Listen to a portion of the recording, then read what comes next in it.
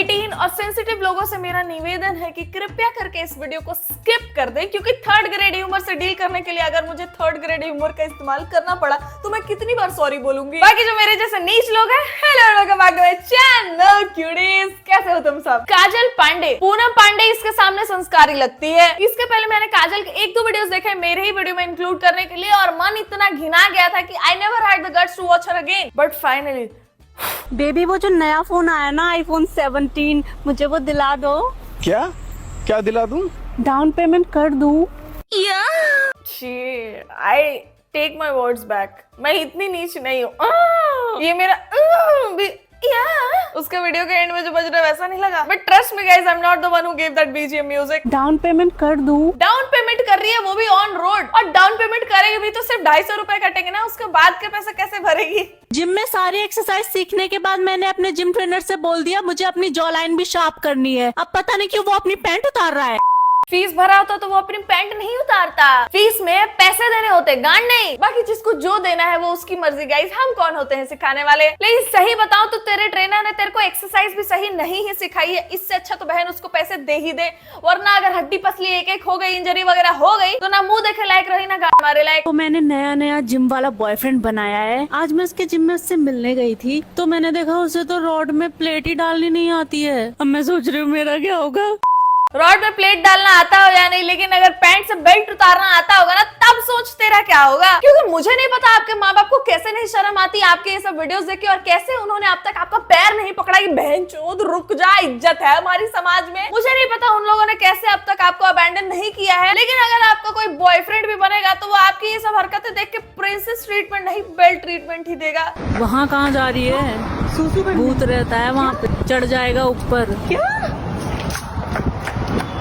कितनी छछाई हुई है बताओ कि भूत भी बस चढ़े। समाज में जितनी भी गंदी चीजें होती हैं फीमेल्स के रिगार्डिंग, वो सब में ऑब्वियसली किसी का बढ़ावा नहीं रहता है। लेकिन कहीं ना कहीं मेरे को लगता है पॉर्न कंट्रीब्यूट्स टू दैट। कहीं ना कहीं मेरे को लगता है जितनी भी अडल्ट चीजें हैं जो कि दिखाई जाती हैं ओपनली टीवी वगैरह पे, that contributes to, and it will take long, या फिर शायद ये सारी चीजें कभी बंद ही ना हो। अपना सेल्फ कंट्रोल बहुत जरूरी है और सही गलत समझना बहुत जरूरी है। कई बार ऐसा कंटेंट भी बढ़ावा देता है लड़कों को कुछ भी बोल जाने में। अब तुमको लगता है कमेंट में कोई भी इस लड़की की तारीफ कर रहा होगा या इसको समझा ही रहा होगा कि ऐसा मत कर बहन, तेरी इज्जत खराब हो रही है, कुछ कोई कभी ऐसा कुछ नहीं कर रहा होगा। और ये लड़की भी कूल बनने के चक्कर में अभी कुछ भी बकचोदी कर रही है इंटरनेट पे, लेकिन बाद में जाके अगर लाइफ में बहुत ज्यादा डिप्रेस्ड हुई और इसके आसपास कोई नहीं हुआ इससे प्यार करने वाला, तो ये ब्लेम करेगी कि दुनिया ने मेरे को ऐसा ट्रीट किया। ये नहीं देखेगी कि उसके खुद के एक्शंस कैसे थे। कहा जाता है ना कि आप जैसा सोचते हो वैसी चीजें अट्रैक्ट करते हो, तो अगर ये ऐसी चीजें सोचती है तो कैसे लोगों को अट्रैक्ट करती होगी, बस सोचो। अगर तुम रोही राय से काजल को कंपेयर करो तब भी मैं बोलूंगी कि Rohi Rai is 10 times better than her. At least now Rohi का कंटेंट बहुत ज्यादा चेंज हो चुका है, वो अपने आप पे काम कर रही है, पॉजिटिव तरीके से काम कर रही है, और मेरे को नहीं लगता रोही ने कभी इतने गंदे तरीके से कभी कुछ बोला भी होगा। ये जो बोल रही है ये सुनने लायक नहीं है। I really take my words back when I said जो मेरे जैसे नीच लोग हैं कंटिन्यू।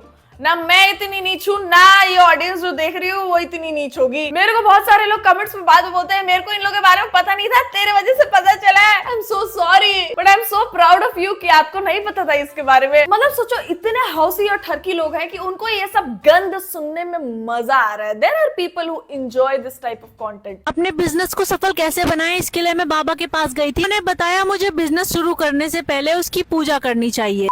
बहुत सारे लोग काजल को सस्ती श्रद्धा कपूर बोलते हैं। मेरे को खुद श्रद्धा कपूर की एक्टिंग ही पसंद है, लेकिन उस बेचारी को इसके साथ तो कंपेयर मत करो यार। छी, ये मियां खलीफा लगती है। इसको कुछ तो हो गया है। शुरू में जब मैंने इसको देखा था, मैं अभी इसको देख रही हूँ तो मैं शॉक्ड हूँ। इसके बाल भी पता नहीं क्यों ऐसे अजीब से हो गए हैं। पहले इसके बाल थे ना लंबे, क्या हो गया इसको? कुछ तो हुआ है, या फिर क्या पता बिजनेस ही बहुत धड़ल्ले से चल रहा हो इसलिए इनकी हालत खराब हो गई हो, लेकिन कुछ तो हुआ है। मेरे क्लासमेट की कॉपी कंप्लीट नहीं थी तो मैंने उसे कह दिया मेरी ले लो। अब वो पता नहीं क्यों मुझे ओयो लेके जा रहा है। ओयो लेके जा रहा है तो मुझे नहीं लगता उसको तेरी कॉपी चाहिए। और लेके जा रहा है मतलब क्या? तू जा क्यों रही है? और जा ही रही है तो पूरा व्लॉग डाल। तूने क्या बोला, उसने क्या बोला, इतने पे वीडियो खत्म क्यों हो जा रहा है? पूरा डाल दे, इतनी चुल है तो। दरवाजा खोल के देखा तो मेरा दोस्त सामने खड़ा था। मैंने उसको बोला कम इनसाइड, लेकिन पता नहीं क्यों वो बोल रहा है प्रेग्नेंट हो जाऊंगी।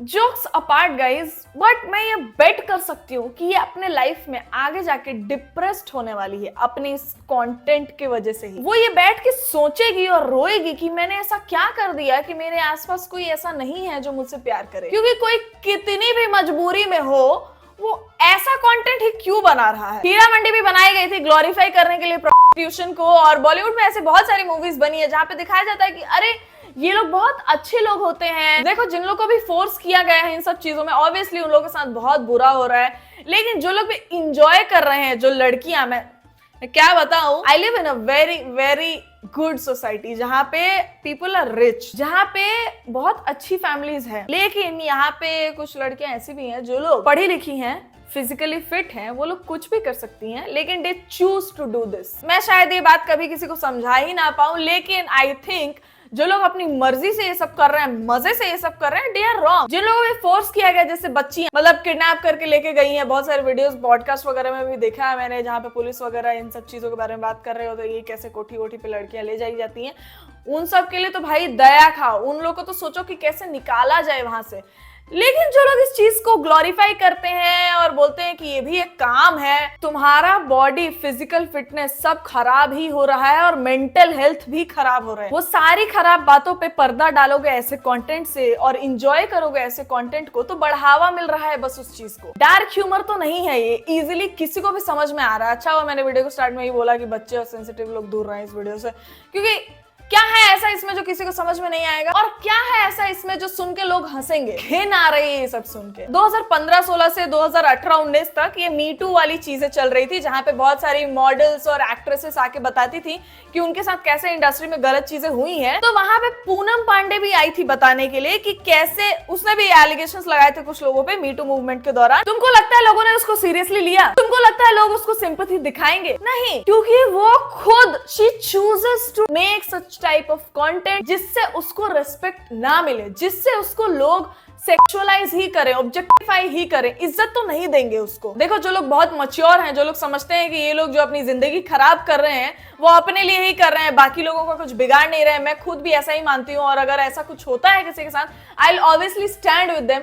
लेकिन जो मतलब मेजर ऑडियंस है इंडिया की, वो लोग पता है क्या सोचेंगे कि ये लोग गंदा कंटेंट बनाते हैं तो ये गंदे लोग हैं, इनको सपोर्ट करने लायक नहीं है। और समाज में अगर आपको सपोर्ट चाहिए तो आपको समाज के हिसाब से थोड़ा चलना रहता है। लोग यही बोलेंगे कि वो अपनी जिंदगी में अपनी चॉइसेस बना रहे हैं, हम अपना चॉइस बनाएंगे कि हम उसको सपोर्ट नहीं करेंगे। मोटा मोटी बात यह है कि ऐसा कंटेंट और ऐसे लोग जो ऐसे कंटेंट को सपोर्ट कर रहे हैं या ऐसा कंटेंट क्रिएट कर रहे हैं, वो लोग बस नेगेटिविटी ही फैला रहे हैं। गैराज में मेरी नई नई जॉब लगी थी, कस्टमर आया था गाड़ी धुलवाने, मैंने उसको अपनी प्रीमियम सर्विस पकड़ा दी। अब मैं प्रीमियम सर्विस में उसकी गाड़ी साफ करूंगी। गाड़ी अगर चैट के ही साफ करना है तो दीदी टायर से शुरू करो, देखो वो चाट पाती हो या नहीं तुम। ये लोग ये भी चाट लेंगे भाई, पुनीत सुपरस्टार उधर गटर का पानी पी जाता। गोल्फ ग्राउंड को मैं पार्क समझ के उसमें अंदर चली गई, किसी ने वहाँ पे गोल्फ खेलते खेलते गलत हॉल में अपनी गोल्फ बॉल डाल दी। गोल्फ ग्राउंड में ये लहंगा पहन के गई है, एकदम प्रॉपर ब्लाउज, चुन्नी, लहंगा, शूज सब पहन के गई, चड्डी नहीं पहनी गई तुमसे। इसको कुछ अच्छा बोलने पे भी ऐसा, मेरी खुद की बातें मुझे लग रहा है कि गलत ही साउंड कर रहा होगा। इस वीडियो को यहीं पे खत्म करते हैं गाइस। अगर आपको ये वीडियो पसंद आया, वीडियो को कर दो लाइक, और इतनी इजीली मैं इस पे पार्ट 2 नहीं बना सकती, only if there are 5000 comments part 2 करके, तभी इस पे दूसरा पार्ट आएगा। चैनल को करो सब्सक्राइब, इंस्टाग्राम का लिंक होगा डिस्क्रिप्शन में, वहां जाके भी फॉलो कर सकते हैं। And I will see you soon in the next one guys. तब तक ख्याल रखें आप सब अपना।